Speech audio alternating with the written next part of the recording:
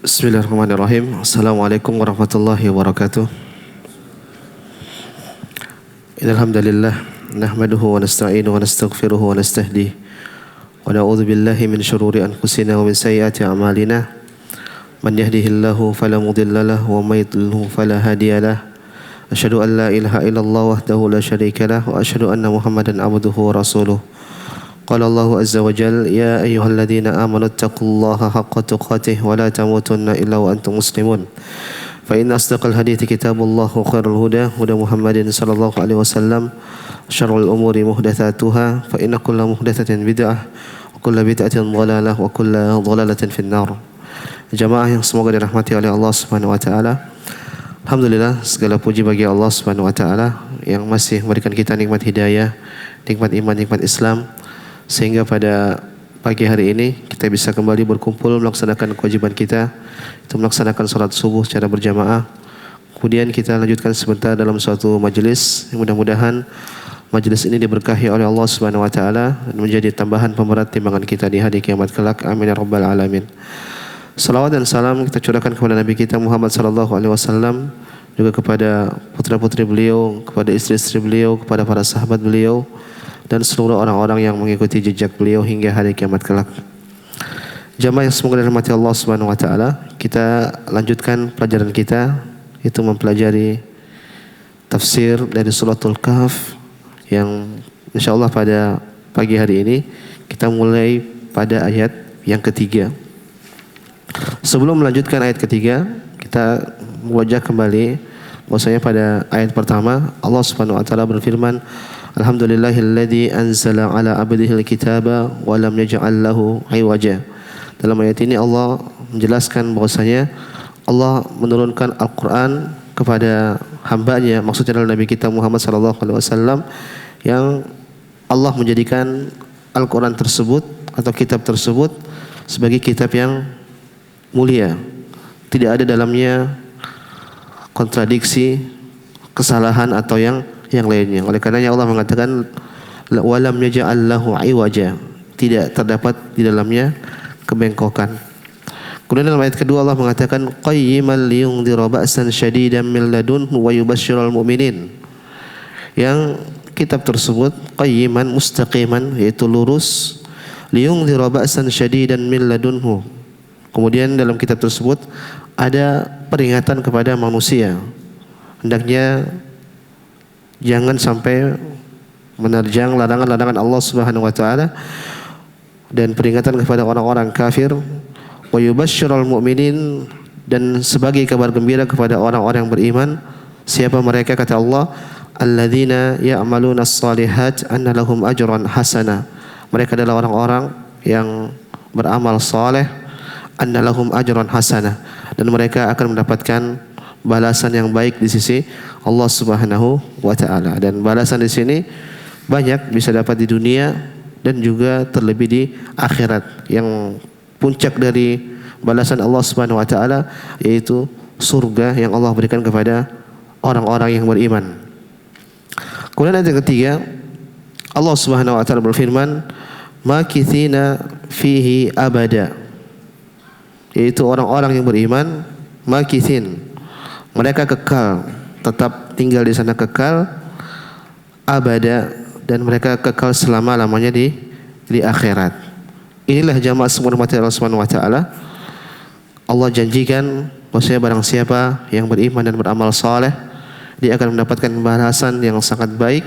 Balasan tersebut surga, dan tatkala seorang telah masuk ke dalam surga, maka dia akan kekal selama-lamanya di dalam surga. Dan banyak ayat yang menjelaskan tentang ayat ini, seperti firman Allah Subhanahu wa taala, walladzina amanu wa amilus solihat sanudkhiluhum jannat tajri min tahtihal anhar khalidina fiha abada. Kata Allah Subhanahu wa taala, sungguhnya orang-orang beriman dan beramal saleh, maka kami akan memasukkan mereka ke dalam neraka dan ke dalam surga, khalidina fiha abada, dan mereka kekal di neraka, di surga, mereka kekal di surga selama-lamanya. Dari sini kita belajar jamaah, sebenarnya balasan Allah Subhanahu wa taala kepada orang beriman ini adalah balasan yang tidak setimpal harusnya. Kenapa? Kita beramal di dunia ini tidak lama, sebentar. Paling mentok kata Nabi SAW sampai 70 tahun. Yang melebihi itu hanya sedikit, sebentar.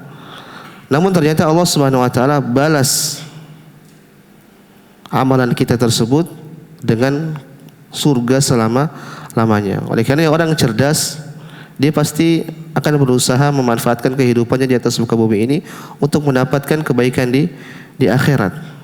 Percuma kalau seorang dia bahagia di sini, bukan bahagia, bahkan mendapat kesenangan, mendapatkan memuaskan hawa nafsunya di atas muka bumi ini yang tidak lama, tapi nanti di akhirat dia akan mendapatkan keburukan yang sangat banyak, bahkan bisa jadi kufur dan kekal di neraka jahanam selama-lamanya. Maka seorang yang cerdas dia harus memilah, dia harus memilih bahwasanya akhirat adalah yang terbaik bagi dia.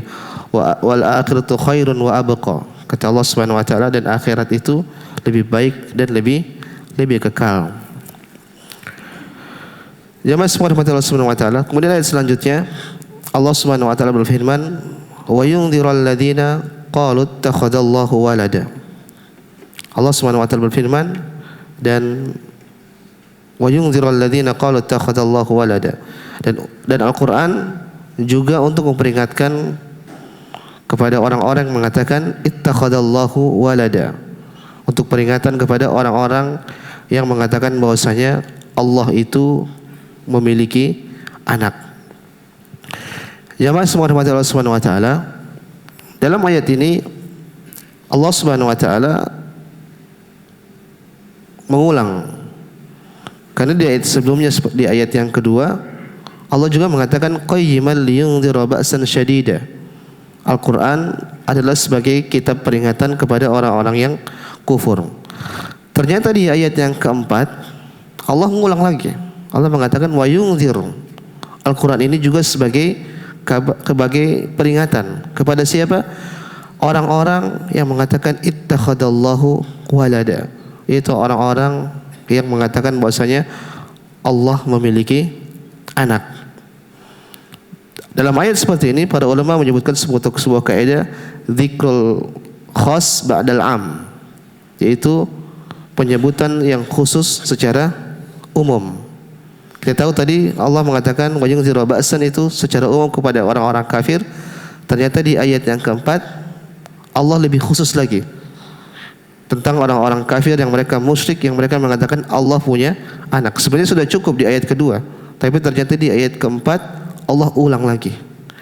Maka di sini ada isyarat bahwasanya orang-orang yang mengatakan bahwasanya Allah punya anak itu orang-orang kafir yang khusus. Bahkan para ulama menyebutkan ini di antara orang-orang kafir yang paling kufur. Orang-orang kafir yang paling kufur. Bagaimana mereka mengatakan Allah Subhanahu wa taala punya anak. Dan orang-orang yang mengatakan Allah punya anak ada 3 kelompok. Yang pertama orang-orang Yahudi. Allah mengatakan wa qalatil yahud Uzair ibn Allah. Mereka mengatakan bahwasanya Uzair itu siapa? Anak Allah. Kemudian orang-orang Nasrani wa qalatin nasara al-masihu ibnu Allah. Orang-orang Nasara mereka mengatakan bahwasanya Isa adalah anak Allah. Kemudian juga orang-orang musyrik dahulu, orang Arab jahiliyah dahulu, mereka pun juga mengatakan bahwasanya Allah punya anak. Siapa anak Allah? Mereka mengatakan adalah para malaikat adalah putri-putri Allah Subhanahu wa taala. Maka jamaah semua Allah Subhanahu wa taala ini menjelaskan kepada kita bahwasanya orang-orang kafir yang mengatakan Allah punya anak ini orang-orang kafir yang parah. Orang-orang kafir yang khusus. Kenapa? Karena di ayat kedua Allah telah menyebutkan tentang orang-orang kafir, peringatan kepada orang-orang kafir secara umum.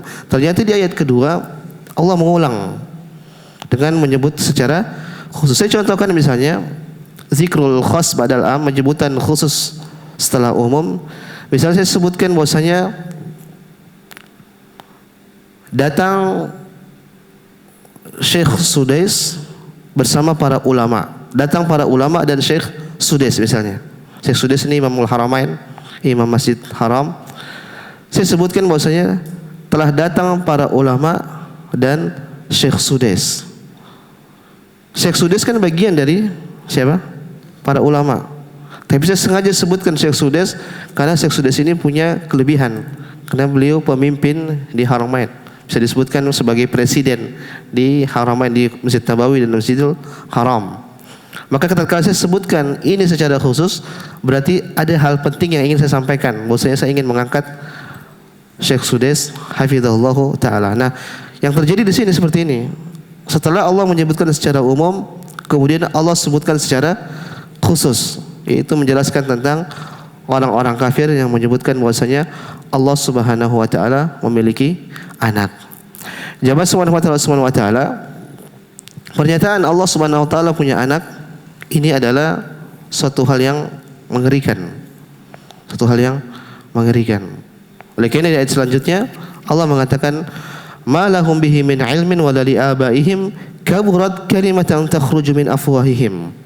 Kata Allah mengatakan sungguh besar ucapan yang keluar dari mulut-mulut mereka. Allah mengatakan ini sungguh takjub, sungguh apa namanya? Hal yang sangat besar. Maka jamaah, pernyataan Allah memiliki anak ini bukan perkataan yang sepele, bukan perkataan yang biasa. Ini menunjukkan bahwasanya Allah sangat murka dengan perkataan orang yang mengatakan Allah Subhanahu wa taala memiliki anak. Oleh karena dalam sebuah hadis qudsi, Allah mengatakan kadzdzabani ibnu Adam wa lam yakun lahu dzalik. Sungguh orang-orang itu manusia, mereka mendustakan aku, padahal itu tidak pantas bagi mereka untuk mendustakan aku. Wa syatamani ibnu Adam wa lam yakun lahu dzalik. Dan mereka juga menghinaku, mencelaku, dan itu tidak pantas bagi mereka. Adapun dustaan mereka kepadaku, yaitu mereka mendustakan bahwasanya Allah itu tidak bisa membangkitkan. Allah tidak bisa membangkitkan. Padahal kalau kita secara logika, mana lebih mudah, menciptakan atau membangkitkan? Secara logika yang lebih mudah membangkitkan. Orang yang bisa bikin robot, ketika robotnya rusak, dia lebih mudah untuk apa? Memperbaiki. Walillahil matsalul a'la. Allah lebih tinggi. Wa amma syatmuhu iyaya, adapun celaan mereka kepada aku, kata Allah Subhanahu wa taala, mereka mengatakan ittakhadallahu walada. Mereka mengatakan bahwasanya Allah itu memiliki anak. Wa anal ahad, kata Allah, padahal aku adalah Maha Esa, As-Samad, lam alid wa lam ulad wa lam akun li kufuwan ahad. Kata Allah Subhanahu wa taala, akulah Maha Esa, As-Samad, aku tidak lam yalid, tidak melahirkan dan tidak dilahirkan, walam yakun li kufuwan ahad, dan tidak ada yang sama seperti diriku. Maka jamaah, tatkala orang mengatakan Allah punya anak, ini celaan bagi Allah Subhanahu wa taala. Allah murka. Dalam ayat yang lain Allah Subhanahu wa taala mengatakan wa qalu ittakhadallahu wa qalu ittakhadar rahman walada. Mereka mengatakan Allah Subhanahu wa taala memiliki anak. Laqad ji'tum syai'an idda. Sungguh mereka telah mendatangkan suatu perkara yang sangat mungkar. Takadu samawati yatafattarna minhu wa tanshaqqul ardu wa takhirul jibalu hadda. Hampir langit pecah, bumi terbelah gara-gara perkataan tersebut. Anda aulir rahman walada. Mereka mengklaim bahwasanya Allah memiliki anak. Wa ma yanbaghi lirrahmani an yattakhidha walada. Padahal sungguh tidak pantas Allah itu memiliki anak. In kullu man fis samawati wal ardi illa atir rahmani abda. Dan tidaklah semua makhluk di atas muka bumi ini kecuali datang pada hari kiamat di sisi Allah Subhanahu wa taala sebagai apa? Sebagai hamba. Maka jamaah Subhanahu wa taala, sekali lagi orang yang menyatakan Allah memiliki anak, ini adalah suatu celaan. Saking buruknya hal tersebut, makanya para ulama menjelaskan kita tidak boleh mengucapkan perayaan yang menyebutkan bahwasanya Allah itu memiliki anak. Contohnya hari raya orang-orang Nasrani. Tatkala mereka mengatakan hari Natal berarti hari kelahiran siapa? Yesus. Hari kelahiran Isa ibn Maryam menurut mereka. Berarti secara tidak langsung mereka sedang merayakan hari kelahiran anak Tuhan. Ya tidak? Oleh karena Ibnu Qayyim rahimahullah taala, beliau tatkala membahas tentang permasalahan ini, beliau mengatakan seorang mengatakan selamat hari raya kelahiran Isa, Ini lebih parah daripada mengatakan selamat berzina. Saya ulang, tatkala seorang mengatakan selamat Natal, ini lebih parah daripada seorang mengatakan selamat berzina. Kenapa? Berzina masih dosa besar yang dibawa kekufuran, tidak sampai kufur tatkala orang berzina. Tapi tatkala kita mengatakan selamat berzina, kita enggak bisa. Fitrah kita nolak. Atau kita mengatakan selamat minum khamar. Ada orang mabuk-mabuk, kita mengatakan selamat. Silakan, senang-senang. Fitrah kita enggak mampu untuk mengatakan hal tersebut. Ini parah, tapi kata Ibnu Qayyim rahimahullah taala lebih parah tatkala seorang mengatakan selamat apa? Natal. Kenapa? Di situ seakan-akan kita mengatakan apa? Selamat hari raya anak, hari lahir kelahiran anak Tuhan. Tidak bisa kita mengatakan hal tersebut. Maka jamaah jangan sekali-sekali sampai kita ridha tatkala ada orang mengatakan Allah punya anak. Mengerikan. Apalagi sampai-sampai mentalbis. Bahwasanya dalam Al-Quran ada menyebutkan bahwasanya Allah sebagai anak Tuhan. Mengerikan, pertanggungjawabannya di akhirat sangat berat. Apapun konteksnya, tatkala dia ingin menyamakan bahwasanya Isa itu anak Tuhan dengan apa yang ada dalam Al-Quran, maka ini tidak benar. Apalagi sampai mentalbis ayat yang menyatakan Isa adalah hamba Allah Subhanahu wa taala, disama-samakan, dimirip-miripkan dengan apa yang dalam Alkitab yang menyebutkan bahwasanya Isa adalah anak Allah. Ini mengerikan. Bahkan sebagian ulama menyebutkan tatkala kita berhadapan dengan orang-orang Nasrani, ketika mereka menyebutkan bahwasanya Isa itu adalah anak Allah, harusnya kita bantah. Bahkan jangan sampai kita membuat mereka nyaman dengan perkataan tersebut. Dijelaskan oleh para ulama, kita punya izzah, kita punya kecemburuan. Bagaimana mungkin Allah punya anak? Ini malah senyum, malah tertawa, malah disama-samakan. Ini kan gimana? Apapun konteksnya tetap itu salah, kesalahan. Bahkan para ulama menyebutkan jangan sampai kita buat dia nyaman mengatakan hal tersebut. Ini malah kita puji, kita senyum sama mereka. Maka jamaah hati-hati dengan permasalahan seperti ini. Terlihatnya sepele, tidak terlalu besar, tapi di sisi Allah ini perkara yang sangat besar. Kaburat kalimatan takhruju min afwahihim. Kata Allah Subhanahu wa taala, sungguh besar ucapan tersebut yang keluar dari mulut-mulut mereka. Nanti kita jelaskan. Jadi sekali lagi Allah di sini dalam ayat keempat Allah khususkan kepada orang-orang yang mengatakan bahwasanya siapa? Allah memiliki anak. Wa yunzirul ladzina qalu ittakhadallahu walada. Allah Subhanahu wa taala memberikan peringatan kepada orang-orang yang mengatakan bahwasanya Allah memiliki anak. Dan jamaah ini faedah kepada kita. Orang-orang kafir, orang-orang Nasrani, orang-orang Yahudi, mereka tidak dikafirkan karena akhlak mereka buruk, enggak. Tapi mereka dikafirkan oleh Allah karena apa? Karena perkataan ini. Mereka mengatakan Allah punya anak. Oleh karena sungguh kesalahan yang menyatakan orang-orang liberal yang mengatakan bahwasanya sudah jangan permasalahkan agama lah. Kan tujuan kita sama baik. Yang penting akhlak kita baik sama sesama manusia. Insya Allah kita tujuannya sama. Kita ingin berbuat baik, bermuamalah dengan manusia. Sekali lagi saya katakan ini perkataan yang batil. Inna ad-dina 'indallahil Islam. Sesungguhnya satu-satunya agama yang benar di sisi Allah adalah agama Islam. Kalau kita benarkan semua agama, berarti kita hapus ini ayat. Kata mereka sudah kita yang penting kita bikin satu kesepakatan, kita akhlaknya baik sama manusia. Kita katakan akhlak itu ada dua, akhlak kepada manusia dan akhlak kepada Allah Subhanahu wa taala. Oleh karenanya Syekh Amir Bahjat tatkala beliau membuat manzumah ahsanil akhlak tentang manzumah akhlak-akhlak yang mulia, di awal pertama yang beliau berikan adab atau akhlak yang beliau ajarkan dalam bait-bait tersebut, beliau mengatakan fa awwalan ra'i ma'allahil adab bitarkil itsmi wa fi fi'li ma wajib. Kata Syekh Amir Bahjat hafizallahu taala, adab pertama, akhlak pertama yang harus dilakukan oleh seorang manusia yaitu akhlak kepada siapa? Pada Allah. Bitarkil itsmi wa bi fi'li ma wajib. Dengan meninggalkan dosa dan mengerjakan apa yang Allah perintahkan. Dan perintah Allah Subhanahu wa taala, "Ubudullah." Beribadalah kepada Allah Subhanahu wa taala. "Wa ma khalaqtul jinna wal insan illa liya'budun." Kata Allah, dan tidaklah aku ciptakan jin dan manusia kecuali hanya untuk beribadah kepadaku. Terus ayat-ayat seperti ini kita mau dibawakan kemana kalau semua orang masuk surga? Percuma Nabi SAW berjuang mati-matian perang, itu nggak ada faedahnya. Apa sia-sia semua itu?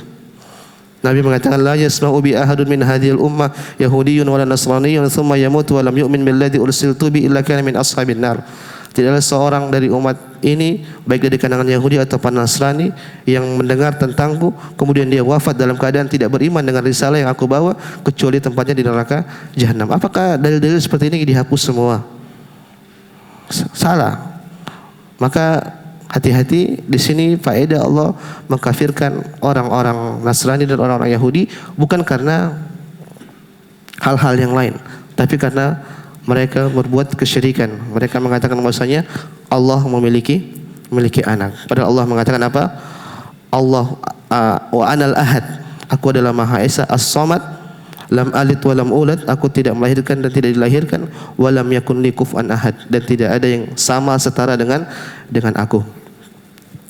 Jamaah semua rahmati Allah Subhanahu wa taala. Ayat selanjutnya Allah Subhanahu wa taala berfirman, ma lahum bihi min ilmin wala li abaihim. Ai tatkala mereka mengatakan itu, ma lahum bihi min ilmin, mereka tidak memiliki ilmu, wala li abaihim, bahkan juga nenek moyang mereka pun tidak memiliki ilmu. Kaburat kalimatan takhruju min afwahihim, sungguh buruk kata-kata atau ucapan yang keluar dari mulut mereka, yaquluna illa kadhiba, dan tidaklah mereka mengatakan itu kecuali dusta. Jemaah semua rahmati Allah Subhanahu wa taala, dalam ayat ini Allah menjelaskan bahwasanya mereka itu tidak punya ilmu, Orang yang mengatakan Allah punya anak itu tidak memiliki ilmu. Dan bahkan nenek moyang mereka pun yang sebelumnya telah mengatakan hal tersebut pun juga tidak memiliki ilmu. Oleh karenanya para ulama bahas bihi di sini apa? Ma lahum bihi min ilmin. Sesungguhnya mereka tidak memiliki ilmu atas hal tersebut, wala li abaihim, bahkan juga nenek moyang mereka juga tidak memiliki ilmu. Hal tersebut bihi di situ ada dua pendapat kalangan para ulama. Pendapat pertama yaitu bihi maksudnya adalah mereka tidak punya ilmu tatkala mereka menyatakan Allah Subhanahu wa taala memiliki anak.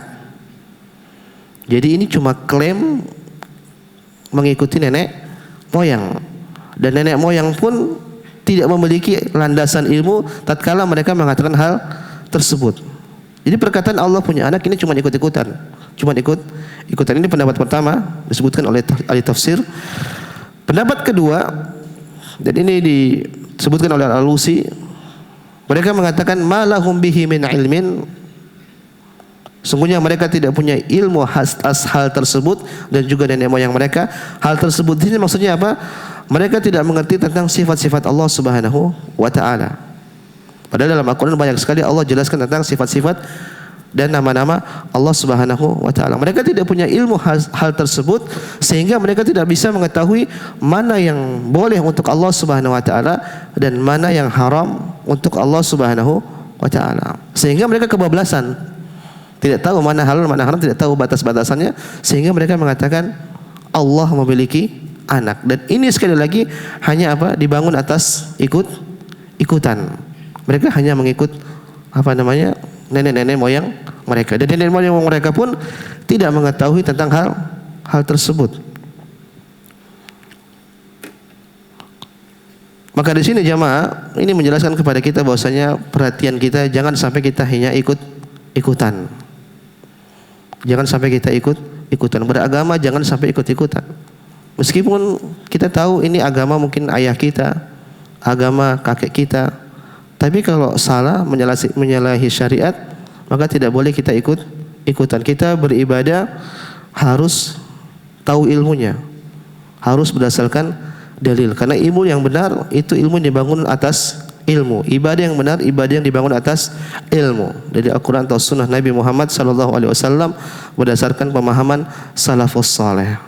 Dan ini yang terjadi kalau kita ikut-ikutan. Orang-orang Nasrani mereka mengatakan Allah punya anak, mereka hanya ikutan. Kemudian kata Allah Subhanahu wa taala, kaburat kalimatan takhruju min afwahihim. Sungguh keji. Kaburat ini besar, sungguh besar. Ucapan tersebut yang keluar dari mulut-mulut mereka. Jamaah subhanahu wa ta'ala, kenapa sanggup keji? Para ulama menyebutkan, kita ini sebagai manusia biasanya terkadang terbesit keburukan kepada Allah Subhanahu wa taala biasanya. Tapi tatkala itu muncul dibuat oleh syaitan, kita langsung tepis. Ya tidak? Misalnya kita terkena musibah, tiba-tiba kita suudzon sama Allah, bisa jadi. Itu setan yang datangkan, kemudian kita tepis. Tidak berani kita ucapkan. Nah, orang-orang seperti ini mereka kebablasan. Mereka kebablasan. Jangankan terbesit mengatakan Allah punya anak. Itu sungguh keji. Tapi ini sampai mereka apa? Ucapkan. Bahkan mereka yakini. Oleh karena Allah mengatakan ini ucapan yang sangat keji, ucapan yang sangat besar, tidak main-main. Mengatakan Allah Subhanahu wa taala memiliki anak. Kaburat kalimatan. Makanya dikatakan bahwasanya ini perkataan bukan sepele. Dan kita tidak boleh tenang, tidak boleh senyum-senyum, tidak boleh pekeu tatkala orang mengatakan Allah punya anak. Minimal kita tegas. Kita sebutkan dalam Al-Qur'an bahwasanya Allah Isa adalah anak Allah Subhanahu wa taala. Maka tatkala orang mengatakan Allah punya anak, ini adalah ucapan yang sangat besar. Tidak terbesit sama sekali dalam benak kita mengatakan Allah punya anak. Tapi ini mereka terbesit dan mereka pun ucapkan. Dan yang menyedihkan, ini dijelaskan oleh Ibnu Taimiyah rahimahullahu taala. Orang-orang Nasrani tatkala mereka meyakini Allah punya anak, ini tadi saya katakan mereka ikut-ikutan. Dan yang buat mereka sengsara apa? Mereka berusaha meyakini tersebut, padahal mereka yakin. Mereka tidak tahu kebenaran hakikat tersebut. Ini dijelaskan oleh Taimiyah. Jadi orang-orang sekarang hanya ikut-ikutan orang terdahulu, dan orang-orang terdahulu pun mereka meyakini Allah punya anak, tapi mereka tidak tahu bagaimana hakikat hal tersebut. Artinya mereka tidak bisa menjelaskan bahwasanya Isa itu siapa? Anak Tuhan, ada juga namanya apa? Roh Kudus, ada namanya Bunda Maryam. Yang tiga itu mereka nggak bisa jelaskan. Bagaimana cara mensinkronisasikan Tuhan mereka? Bagaimana hakikat keilahian mereka? Mereka nggak bisa jelaskan.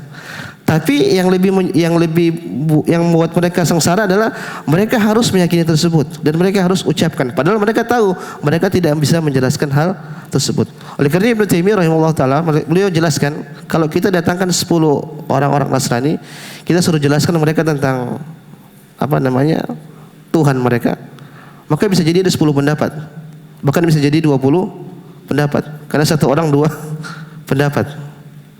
Tidak bisa mereka jelaskan, tapi mereka harus berusaha meyakini itu, bahkan mereka ucapkan, bahkan mereka bela mati-matian akidah tersebut. Ini sangat menyedihkan bagi mereka. Ya itulah qadarullah, takdir Allah Subhanahu wa taala. Ini menunjukkan bahwasanya kebesaran Allah Subhanahu wa taala. Allah itu Maha sempurna, jemaah. Allah Maha sempurna. Ada hal-hal yang di luar batasan kita merasa kok bisa seperti ini orang melakukan hal tersebut. Tapi terjadi. Saya contohkan misalnya di antara bentuk kebesaran Allah Subhanahu wa taala. Allah itu benar-benar Maha sempurna. Ada orang kasus, jemaah.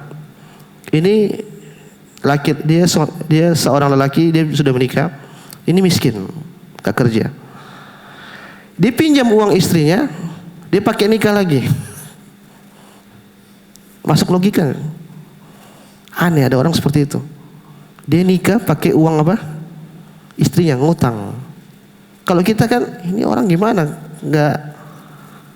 Gak masuk akal gitu loh. Tapi terjadi.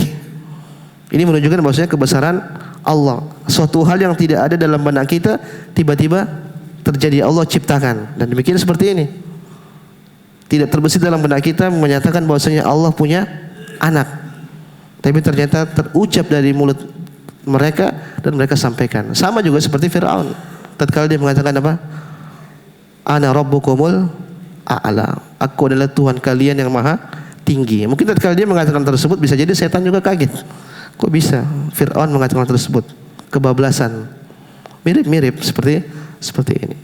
Maka jamaah subhanahu wa ta'ala, kaburat kalimatan takhruju min afwahihim. Sungguh keji, sungguh besar ucapan yang mereka ucapkan dari mulut-mulut mereka, dan mereka hal tersebut hanya mengikuti nenek-nenek moyang mereka. Allah katakan, inna wajadna aba'ana ala umma wa inna ala atharihim muqtadun.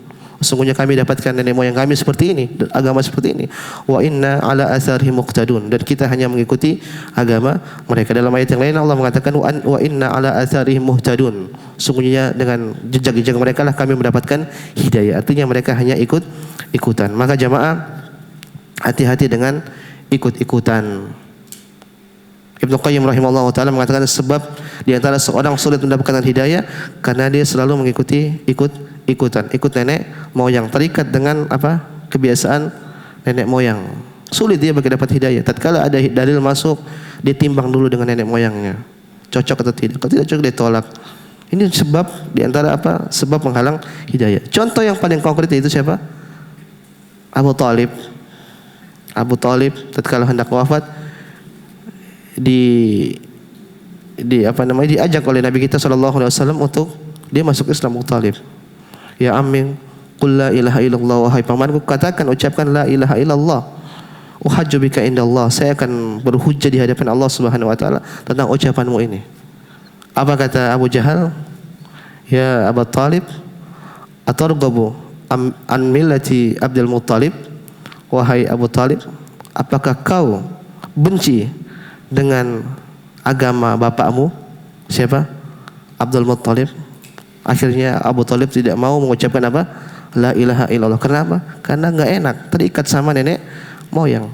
Akhirnya wafat dalam keadaan musyrik. Jamaah subhanahu wa ta'ala, maka tadi jangan sampai kita terlena dengan ucapan-ucapan Allah punya anak. Kemudian Allah mengatakan ayat selanjutnya, fala'allaka bakhi'un nafsaka ala atharihim illam yu'minu bihadzal hadithi asafa. Kata Allah Subhanahu wa taala, fala'allaka, maka apakah bakhi'un nafsak, bakhi'un ay muhlik, maka apakah kau akan membunuh dirimu ala atharihim illam yu'minu bihadzal hadithi asafa, apakah kau mau membunuh jiwamu wahai Muhammad karena bersedih, illam yu'minu bihadzal hadithi asafa, tatkala orang-orang tidak mau beriman dengan Al-Qur'an. Jadi ayat ini jamaah menjelaskan bahwasanya Nabi itu sedih tatkala Nabi berdakwah kepada orang-orang Quraisy dan mereka tidak mau menerima hidayah tersebut. Akhirnya Nabi bersedih. Terlebih di antara orang-orang yang tidak mau beriman adalah kerabat-kerabat Nabi sallallahu alaihi wasallam. Abu Lahab kan paman Nabi sallallahu alaihi wasallam. Abu Talib yang paling beliau cintai kan kerabat paman Nabi sallallahu alaihi wasallam. Bahkan Abu Talib ini paman langsung. Paman langsung artinya bapaknya Nabi itu Abdullah, dengan Abu Talib ini satu bapak dan satu ibu. Abdul Muttalib itu punya istri banyak, istri satu, istri dua, istri tiga.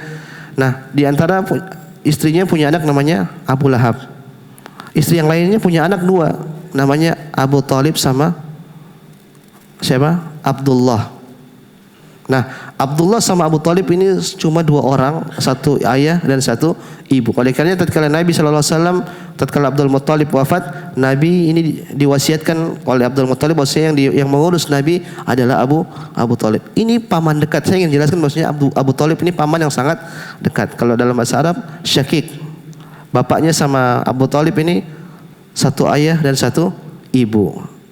Makanya Nabi sangat sedih tatkala ada orang-orang Quraisy bahkan kerabatnya sendiri tidak masuk Islam. Maka Allah pun tegur. Allah mengatakan, apakah kau sampai hendak mau bunuh diri wahai Muhammad karena bersedih? Di sini pertanyaan, tapi kata para ulama ini sigo larangan buat Nabi untuk bersedih. Jangan kau bersedih wahai Muhammad atas kekufuran mereka. Dalam ayat yang lain Allah mengatakan, wala yahzunkal ladzi yusari'una fil kufur. Jangan sampai membuat engkau sedih tentang orang-orang yang kufur kepada Allah Subhanahu wa taala. Innahum la yadurullaha syai'a. Sungguhnya mereka tidak bisa berbuat kemudaratan kepada Allah Subhanahu wa taala. Jamaah ini menunjukkan apa? Kasih sayang rahmat Nabi sallallahu alaihi wasallam. Nabi sedih kalau orang tidak mendapatkan hidayah. Maka harusnya kita juga demikian. Tatkala kita lihat orang sekitar kita mungkin belum mendapatkan hidayah, kita harus sedih, kita harus ngajak terus mereka. Siapapun itu. Masih bisa jadi orang-orang di luar Islam, kita kalau bisa dakwah, kita dakwah semampu kita. Ada orang-orang yang mungkin belum ke masjid, belum kenal ngaji apapun, kita juga dakwahi mereka pelan-pelan semampu kita. Dan jangan kasar-kasar. Biasanya kalau orang berdakwah kasar, jangan seperti itu. Nabi sallallahu alaihi wasallam adalah orang yang paling lembut tatkala mendakwahi manusia. Minimal kalau kita mau berdakwah, kita perbaiki akhlak kita. Kadang belum tentu kita bisa berucap. Tapi kalau akhlak kita benar, orang pasti menarik. Ini orang kok seperti ini. Ini orang belajar di mana? Ngajinya di mana? Tapi kalau ngaji tiba-tiba kasar sama orang, kemudian sama tetangga enggak benar, ada kerja bakti tidak mau ikut, ada iuran ini tidak mau bayar. Nanti orang-orang bilang ini ngaji di mana orang seperti ini? Tidak bermasyarakat, tidak boleh. Kita harus menunjukkan akhlak kita kepada masyarakat. Ini kata para ulama, minimal seorang kalau dia mau berdakwah akhlaknya harus benar. Meskipun dia tidak berucap, tapi dia dakwah dengan apa? Kepribadian dia. Maka berdakwalah sebisa kita. Kemudian selanjutnya Allah Subhanahu wa taala mengatakan inna ja'alna ma 'alal ardi zinatan laha linabluwahum ayyuhum ahsanu amala. Kata Allah Subhanahu wa taala, sungguhnya ja'alna, kami telah menjadikan ma 'alal ardi, apa-apa yang di atas bumi itu, zinah, sebagai apa? Perhiasan. Linabluwahum ayyuhum ahsanu amala. Untuk apa? Untuk menguji mereka, menguji manusia, siapakah di antara mereka yang terbaik amalannya. Ayat ini dijelaskan oleh para ulama, ini sebagai hiburan kepada Nabi sallallahu alaihi wasallam. Tadi Nabi sedih di ayat sebelumnya. Nabi Allah mengatakan, wahai Muhammad, dalam konteksnya, wahai Muhammad, jangan kau bersedih dengan orang-orang yang kufur. Kemudian selanjutnya ini Allah mengatakan, sungguhnya kami jadikan apa-apa yang di atas muka bumi ini hanya sebagai zina, sebagai perhiasan untuk menguji manusia. Artinya Allah ingin jelaskan sunnatullah, di antara takdir Allah Subhanahu wa taala, manusia itu diuji. Tatkala diuji, ada yang beriman dan ada yang tidak beriman. Ada yang percaya dengan risalah Muhammad, ada juga yang tidak percaya dengan risalah yang kau bawa. Maka kau jangan bersedih, ini sudah sunnatullah. Tujuan manusia itu memang hanya diuji. Apakah mereka mau beriman kepada Allah Subhanahu wa taala ataukah tidak. Maka demikian juga dengan orang-orang Quraisy, wahai Muhammad, dengan kerabat-kerabatmu. Mereka itu sedang diuji. Tatkala mereka diuji, apakah mereka beriman ataukah tidak. Maka ini sudah takdir Allah Subhanahu wa taala. Seakan-akan ayat ini untuk menghibur Nabi kita Muhammad sallallahu alaihi wasallam, tidak usah terlalu bersedih. Allah mengatakan zinatan laha, apa bumi ini dibuat oleh Allah Subhanahu wa taala sebagai zina, sebagai perhiasan, linabluwahum ayyuhum ahsanu amala, untuk menguji mereka siapakah yang terbaik amalannya. Inilah jamaah dunia yang kita hadapi. Jangan terlalu terlena dengan dunia. Dunia ini hanya sebagai tempat ujian. Meskipun memang kita lihat indah, tapi ini hakikatnya pada tempat ujian. Dalam ayat yang lain Allah mengatakan tabarakalladzi biyadihil mulk wa huwa ala kulli syai'in qadir. Maha suci Allah Subhanahu wa taala yang seluruh kerajaan itu berada di tangan Allah Subhanahu wa taala, dan Allah Maha kuasa atas segala sesuatu. Alladzi khalaqal mauta wal haya. Dia Allah Subhanahu wa taala yang menciptakan kematian dan kehidupan, liyabluwakum, untuk menguji kalian, ayyuhum ahsanu amala. Ayyukum ahsanu amala, siapakah di antara kalian yang terbaik amalannya. Di sini faedah jamaah,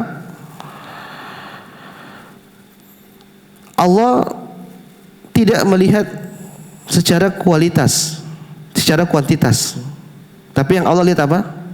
Kualitas. Ayyukum ahsanu amala, atau dalam ayat yang ini ayyuhum ahsanu amala. Maka Makanya tatkala Fudail bin Iyad ketika menjelaskan tentang siapakah yang terbaik amalannya, Fudail menjelaskan bahwasanya akhlasuhu wa aswabuhu, yaitu amalan yang paling ikhlas dan amalan yang paling benar. Amalan yang paling benar maksudnya adalah amalan yang paling mendekati sunnah Nabi Muhammad sallallahu alaihi wasallam. Maka ini saya ingin memberikan faedah kepada sebagian kita yang mungkin telat kembali kepada Allah Subhanahu wa taala, yang mungkin merasa pesimis, ibadah saya kok sedikit. Dulu saya masih muda, saya banyak bermaksiat, saya banyak lalai. Jangan pesimis. Karena Allah tidak melihat dari banyaknya ibadah. Tapi kalau seorang dia bisa menggabungkan kedua hal tersebut, maka ini yang terbaik, bisa menggabungkan kualitas dan kuantitas. Tapi secara umum, secara asal Allah melihat berkaitan dengan apa? Kualitas. Ayyuhum ahsanu amala, siapakah yang terbaik amalannya. Oleh karena ada seorang datang kepada Fudail bin Iyad. Ini sudah tua, mungkin dia merasa sedih, umur dia tinggal sedikit. Kemudian dia minta solusi sama Fudail bin Iyad. Ya Fudail, saya sudah tua, bagaimana solusi saya untuk menghadapi kehidupan saya? Kata Fudail, tuhsin fima baqi yughfaru laka ma madha wa ma baqi. Kau berbuat baik, niscaya dosa-dosamu yang dulu dan yang akan datang akan diampuni oleh Allah Subhanahu wa taala. Fa innaka in asa'ta fima baqi ukhidta ma madha wa ma baqi. Tapi kalau kau masih bermaksiat di sisa umurmu saat ini, kau akan diadab karena dosa-dosamu yang telah lalu dan dosa-dosamu yang akan datang. Tinggal milih, masih mau maksiat ataukah berbuat baik. Kalau kita berbuat baik, insya Allah dosa kita yang dulu bisa dihapus dan dosa ke depan tentu dihapus karena kita akan berbuat baik. Tapi kalau kita masih bermaksiat, maka kita akan diadab oleh Allah atas dosa-dosa yang lalu dan dosa yang akan datang. Maka ini faedah, kabar gembira kepada orang-orang yang mungkin selalu pesimis. Dia merasa saya sudah tua, saya telat tobat, saya telat ngaji, saya telat beribadah kepada Allah. Tidak ada kata terlambat. Lihat Sa'ad bin Mu'ad. Sa'ad bin Mu'ad seorang sahabat. Beliau itu keislamannya tidak lama, hanya sekitar 7 tahun.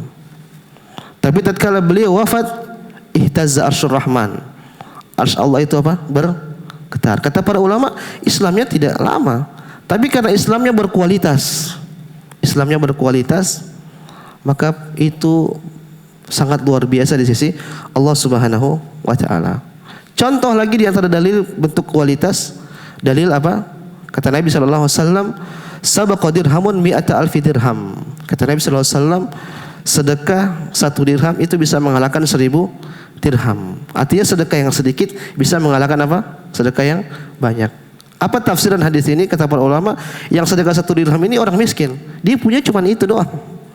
Mungkin dia punya uang misalnya 100.000, tapi dia sedekah 50.000, sedikit.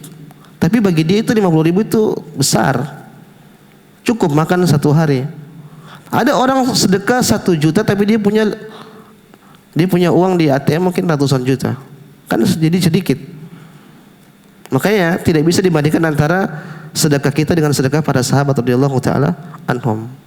La anfaqta zahaban mithla Uhudin, kata Nabi sallallahu alaihi wasallam, meskipun kalian berinfak emas sebesar 1 gunung Uhud, ini tidak bisa menyamai sedekahnya para sahabat 1 mud. Antum kalau pernah umrah pernah lihat gunung Uhud kan, panjang banget, besar. Kalau kita sedekah emas sebesar itu, ini tidak bisa menyamai sedekahnya para sahabat 1 mud. Kenapa? Karena sedekahnya para sahabat itu sangat diperlukan pada saat kala itu, dan mereka sangat ikhlas. Maka dikatakan rubba amalin saghirin tukabbiruhun niyah. Betapa banyak amalan yang kecil itu, tapi niat itu yang membesarkan amalan tersebut. Wa rubba amalin kabirin tusaghiruhun niyah. Dan betapa banyak amalan yang besar tapi jadi kecil gara-gara apa? Niatnya. Maka jamaah, beribadahlah dengan ibadah yang berkualitas. Beribadahlah dengan ibadah yang berkualitas. Apa tadi? Aswabuhu, yang paling mendekati sunnah Nabi Muhammad sallallahu alaihi wasallam. Yang kedua apa? Akhlasuhu, yang paling apa? Ikhlas. Maka hati-hati dengan media sosial. Jangan pamer-pamer amalan soleh. Sembunyiin aja buat kita. Salat kita sembunyiin, sedekah kita sembunyiin, ngaji kita sembunyiin, apapun. Kawin lagi disebarin, jangan sembunyi-sembunyi. Sunnahnya apa? Diiklankan, diumumkan. Intinya jangan sampai kita terbawa oleh setan, akhirnya kita nampak-nampakkan ibadah amalan kita. Mengerikan. Amalan soleh dipamer-pamer. Kalau para salaf dahulu mereka berusaha menyembunyikan amalan soleh mereka, sekarang kita berusaha untuk menampakkan amalan soleh kita. Dalilnya apa? Saya ingin mengajak manusia agar memotivasi manusia. Iya, kau memotivasi manusia, tapi kau bisa hancur gara-gara kau pamer amalan solehmu. Para sahabat dahulu nggak mau diikutin. Ada Ibnu Umar kalau tidak salah, dia jalan terus diikuti oleh orang, dia usir. Ngapain? Ibnu Umar atau Ibnu Mas'ud? Tatkala dia jalan, orang-orang pada ngikut. Diusir. Ngapain kalian ikut saya? Imam Ahmad rahimahullah taala dia mengatakan, saya lebih ingin saya tidak dikenal sama orang. Kalau bisa saya sembunyi di suatu lembah di kota Makkah dan saya diam di situ, tidak ada yang kenal saya, itu saya lebih senang seperti itu. Imam Syafi'i rahimahullah taala tatkala beliau hendak wafat, apa perkataan beliau? Dia tidak mau semua ilmunya itu disandarkan kepada dia. Artinya sudah, yang penting saya jalan, saya beribadah. Apa yang saya ajarkan semua disandarkan kepada Allah dan Rasul. Dia tidak mau karena sadar itu bisa menimbulkan apa? Riya. Menimbulkan kepopuleran. Dia enggak mau seperti itu Imam Syafi'i rahimahullahu taala. Ini di akhir-akhir kehidupan beliau. Tatkala beliau hendak wafat. Zaman sekarang kita apa-apa ini pamer buat diri kita. Mengerikan. Maka jangan sampai kita capek tapi pahalanya sedikit. Kita cari amalan yang sedikit tapi pahalanya banyak.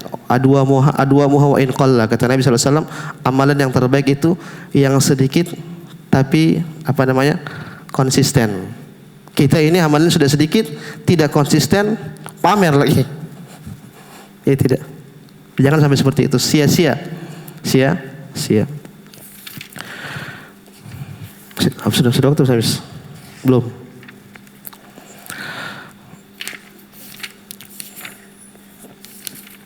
Kemudian ayat selanjutnya Allah mengatakan wa inna laja'iluna ma 'alaiha sa'idan juruza. Tatkala tadi ayat yang ke-7 Allah mengatakan sesungguhnya kami jadikan bumi ini sebagai zina, sebagai perhiasan, dan inilah hakikat dunia. Dunia itu khulwatun wa khudrah, manis dan hijau. Maka tabiat manusia itu cinta sama dunia. Wajar. Tapi kita harus tahu hakikatnya. Jangan sampai kita terlena dengan dunia. Oleh karena ayat selanjutnya Allah mengatakan wa inna laja'iluna ma 'alaiha sa'idan juruza. Kata Allah SWT, sungguhnya kami benar-benar menjadikan apa yang ada di atasnya, itu apa di atas bumi, sa'idan, sebagai tanah, juruza, kemudian tandus. Artinya Allah mengatakan apa? Wahai manusia, kau jangan terlena dengan apa? Terlena dengan apa yang ada di atas muka bumi ini. Ini enggak lama. Semuanya nanti akan hilang sirna, semua akan menjadi tanah yang tandus. Oke, dalam dalil banyak disebutkan dunia itu sebagai apa? Zahra, sebagai bunga. Mirip mawar itu indah. Tapi kalau kita sudah petik, tidak lama kemudian nanti dia akan layu. Begitulah dunia, kita ambil, tidak lama nanti dia akan hilang. Maka Allah ingatkan, ini semua nanti kita akan hilangkan. Dan banyak ayat Allah menjelaskan tentang hakikat dunia. Contohnya seperti firman Allah Subhanahu wa taala, "Wadrib lahum mathalal hayatid dunya." Dan kami permisalkan kepada mereka tentang kehidupan dunia. Kama in anzalnahu minas sama'i fakhtalata bihi nabatul ardi fa asbaha hashiman tadruhu riyah. Seperti air hujan kata Allah Subhanahu wa taala yang turun kemudian bercampur dengan tanah-tanah, kemudian menumbuhkan tumbuhan yang subur, kemudian menguning, kemudian kering. Kemudian kata Allah tadruhur riyah, kemudian ditiup oleh angin. Wa kana Allahu ala kulli syai'in muqtadira. Dan semua itu Allah Subhanahu wa taala Maha Kuasa untuk berbuat hal tersebut. Jadi dunia ini hina, tidak lama. Karena kita katakan maksudnya akhirat itu lebih kekal dan lebih baik. Kalau kita membanding-bandingkan dunia sebentar tapi akhirat kekal, dan banyak hal-hal yang memang tidak pantas kita dapatkan di dunia ini. Saya contohkan misalnya, kalau kita belajar fikih, ada pembahasan namanya babul aniyah, bab tentang bejana. Ini kehebatan Islam. Islam itu bahas sampai ember pun dibahas. Ember dibahas. Di antara yang disebutkan oleh para ulama, kaum muslimin tidak boleh makan pakai piring emas. Tidak boleh pakai sendok emas. Kenapa Nabi mengatakan ini buat orang kafir fid dunya walakumul fil akhirah. Kita nanti makannya pakai piring emas di mana? Di akhirat. Ini biarkan buat mereka orang-orang kafir. Artinya keindahan dunia ini sudah buat orang kafir. Tapi bukan berarti kita nggak boleh cari dunia. Kalau kita nggak punya dunia, kita nggak bisa sedekah. Ini tidak. Sedekah juga butuh dunia. Tapi jangan masukkan hati tersebut ke dalam hati kita. Dan tidak mesti orang yang kaya itu tidak orientasinya akhirat, tidak mesti. Banyak yang orang kaya kita dapati orientasinya akhirat. Buktinya apa? Dunia nggak masuk ke dalam hatinya. Sebaliknya, tidak semua orang susah, orang yang miskin orientasinya akhirat, nggak semua. Betapa banyak orang yang miskin tapi orientasinya dunia. Kita ketemu beberapa orang ini kaya banget. Bukan miliaran, triliunan. Tapi kalau kita ngobrol sama dia, akhirat terus. Seakan-akan dunia ini nggak ada harganya. Mau kita bicarain sumbang, dan nggak pernah tampil. Tidak pernah tampil. Orientasinya akhirat. Ada juga kita ketemu orang miskin, nggak punya apa-apa. Tapi kalau kita ketemu sama dia, bicaranya apa? Dunia terus. Dia berusaha nyari dunia tapi dia nggak dapat. Mana yang zuhud antara kedua ini? Mana yang zuhud, Bapak? Yang kaya. Meskipun dunia dalam genggaman dia, tapi dia tidak masuk ke dalam hati dia. Tapi yang miskin tadi, dia tidak pegang dunia, tapi hatinya selalu apa? Ada dunia. Ngobrolnya dunia terus, tapi dia nggak dapatkan. Maka kezuhudan seseorang itu bukan nilai dari betapa banyak hartanya, tapi bagaimana dia menyikapi hartanya. Betapa banyak orang yang kaya, kita lihat kaya benar-benar kaya, tapi nggak masuk hatinya dalam masuk dunia dalam hatinya. Maka jangan sampai kita masukkan dunia ke dalam hati kita. Boleh kita kerja dapat uang banyak dan ini baik, karena orang yang bisa bersedekah, bisa membantu orang fakir miskin, thalibul ilmi, ini pahalanya sangat besar. Antum bayangkan antum kerja dapat duit banyak, antum bantu para thalibul ilmi di pesantren, mungkin dia belajar. Habis itu dia lulus, dia berdakwah. Antum duduk manis, pahala ngalir. Antum lagi tiduran, dia lagi capek belajar, dia lagi capek ceramah, orang dapat hidayah, antum terima pahalanya itu semua ngalir kepada antum. Maka berusaha untuk selalu membantu kaum muslimin, membantu para janda, membantu anak yatim, dan juga membantu para thalibul ilmi. Inilah jamaah subhanahu wa ta'ala yang bisa kami sampaikan. Yang kita kesimpulannya pada pagi hari ini, yaitu bahwasanya dalam ayat ke-3 tadi sampai ayat ke-8, bahwasanya Allah ingin jelaskan yang pertama tadi tentang keburukan orang-orang kafir yang mengatakan bahwasanya Allah punya anak. Sekali lagi, jangan sampai kita ridho dengan orang yang mengatakan demikian. Kalau ada orang berkata sama kita di hadapan kita, kalau bisa kita bantah, tapi tentu dengan cara yang baik. Kita katakan bahwa dalam Al-Quran, dalam kitab kita tidak menyatakan demikian. Yesus itu atau Isa itu adalah utusan Allah Subhanahu wa taala, bukan anak Allah. Kemudian yang kedua, di sini Allah ingin menjelaskan betapa besar rahmatnya Nabi sallallahu alaihi wasallam. Nabi sedih tatkala orang-orang Quraisy bahkan kerabatnya tidak mendapatkan hidayah. Maka Allah pun berikan kabar gembira atau berikan hiburan kepada Nabi. Allah menyebutkan bahwasanya memang dunia seperti ini. Dunia ini diciptakan di atas muka bumi ini semuanya hanya sebagai tempat ujian. Makanya tidak heran kalau ada orang yang beriman, ada orang yang tidak beriman. Maka Muhammad, jangan kau bersedih atas kekufuran mereka, dan kekufuran mereka itu sama sekali tidak memudaratkan Allah Subhanahu wa taala. Kemudian Allah Subhanahu wa taala juga jelaskan bahwasanya dunia ini hanya sebagai ujian, tapi hakikatnya manis. Semua orang ingin mendapatkan dunia sebanyak-banyaknya, tapi yakinlah bahwasanya dunia itu akan sirna. Kata Allah Subhanahu wa taala, "Wa inna laja'iluna ma 'alaiha sa'idan juruza." Sungguhnya dunia itu kami akan jadikan sebagai tanah yang datar dan tanah yang tandus. Artinya semuanya akan hilang. Maka jangan sampai kita masukkan dunia dalam hati kita. Karena seorang kalau sudah orientasi dunia, dia akan lupa kematian, bahkan takut dengan kematian. Kalau orang beriman takut kematian wajar, karena dia takut apa? Dihisab sama Allah Subhanahu wa taala, takut dosanya. Tapi kalau orang sudah cinta dunia, dia takut mati karena apa? Bukan takut dosa, bukan takut dihisab. tapi takut kehilangan hartanya. Dia udah kumpul capek-capek, udah bikin rumah tinggi-tinggi, saldo besar, tiba-tiba sekarat. Dia bukan takut ketemu Allah, tapi dia takut kehilangan apa yang dia sudah raih dan apa yang sudah dia dapatkan. Maka sungguh mengerikan orang-orang seperti ini. Wallahu ta'ala alam. Jamaah semua rahmati Allah subhanahu wa ta'ala. Ini yang bisa kami sampaikan. Kalau ada benarnya ini datang dari Allah subhanahu wa ta'ala. Kalau ada salahnya ini murni dari kebodohan saya dan saya siap rujuk dari kesalahan tersebut. Wassallallahu ala nabiyina Muhammad wa ala alihi wa ashabihi ajma'in. Assalamualaikum warahmatullahi wabarakatuh.